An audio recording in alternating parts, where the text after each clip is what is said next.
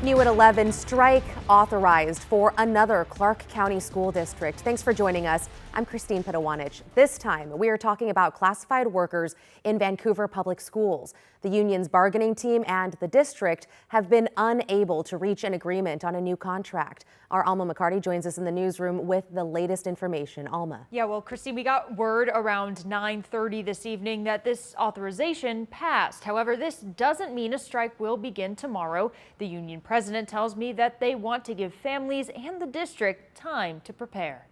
At the end of the day, we're fighting for the kids. Thursday evening at Lakeshore Elementary, paraeducators, secretaries, clerks, tech support specialists, and interpreters entered the building to cast a vote, ultimately deciding to authorize a strike.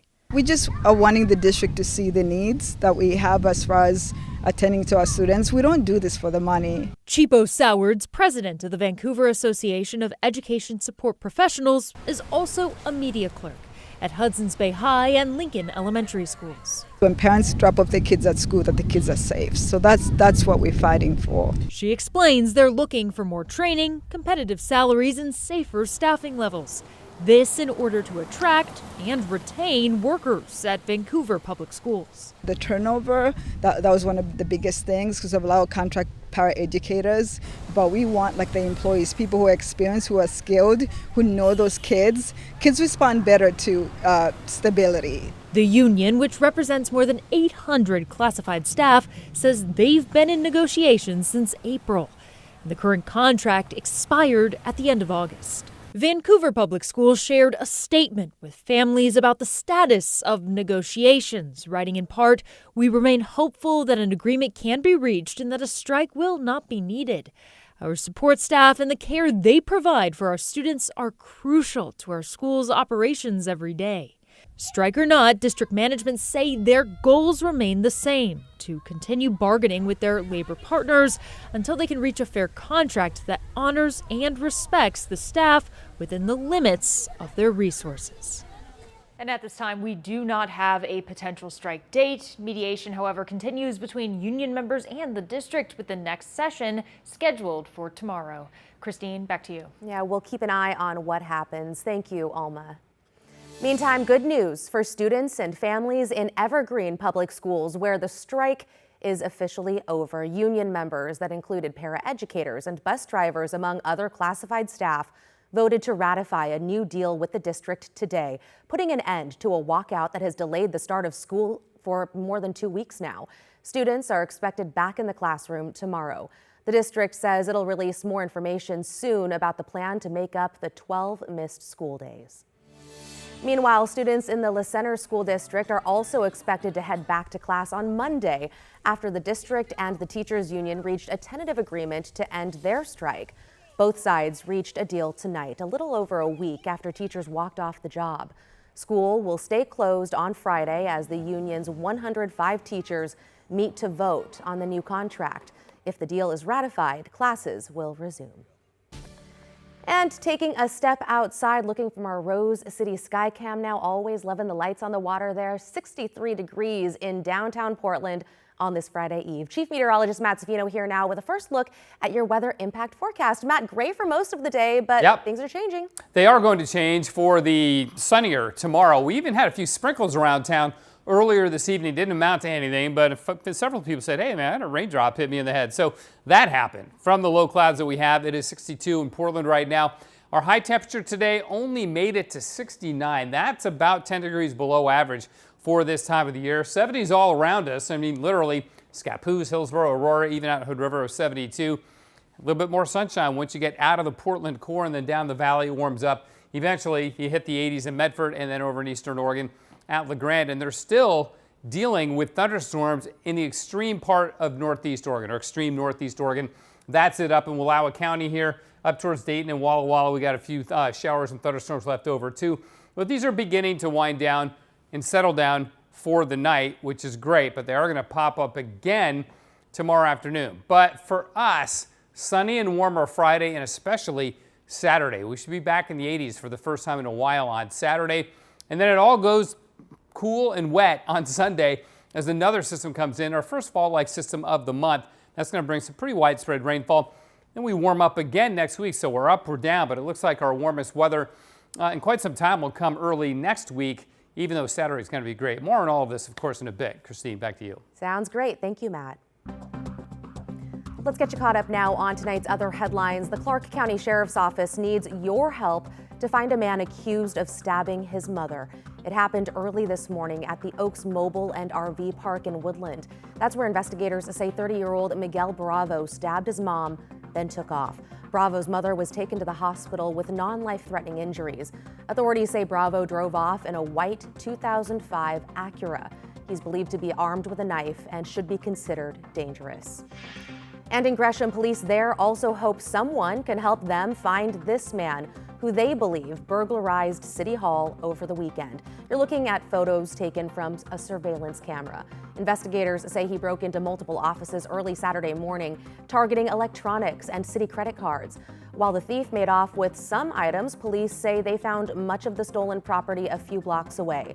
Authorities also confirmed no critical city systems or data were compromised.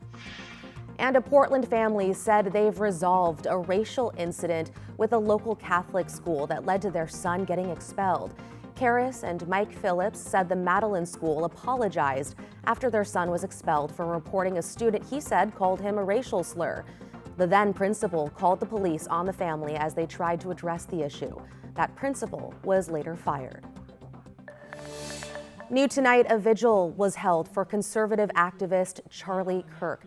Several people in Esther Short Park in Vancouver lit candles for the 31-year-old ally of President Trump and co-founder of Turning Point USA.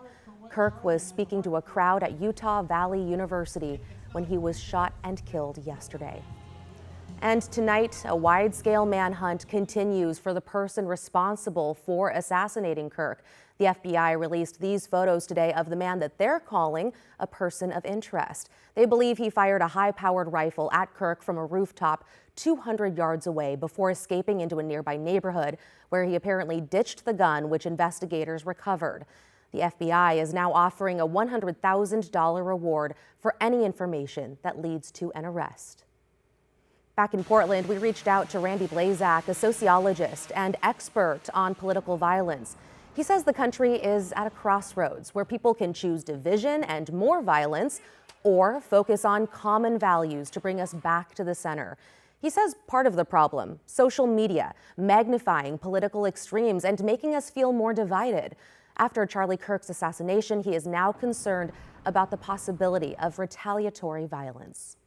This sometimes is the sort of part two of these events. There was immediately yesterday calls for violence against people on the left, again, even before we knew the motive of the shooter.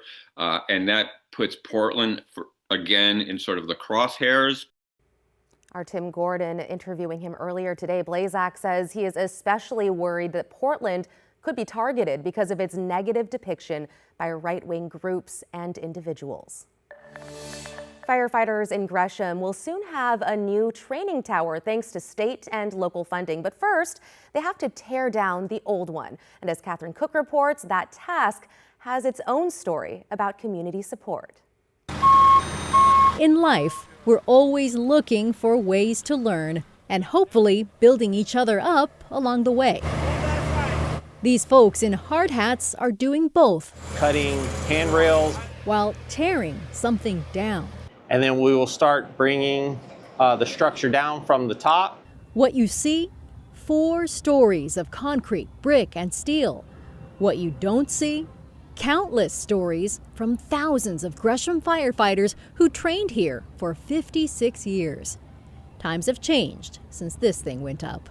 In the 60s, just a simple tower was enough to train our people, but now this new tower will have 2 burn rooms. The first floor is going to simulate a residential house. Second floor is going to mimic an apartment, second story. Gresham Fire Captain Andrew Gayden is grateful for the new tower and how they're able to afford it. State lawmakers approved a $500,000 grant, and the city of Gresham matched it with $500,000 in ARPA funds. Without their help, we couldn't get this project done, and we couldn't be moving forward and training our firefighters better.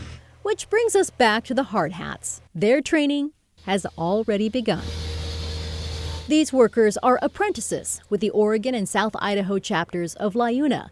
That stands for the Laborers International Union of North America.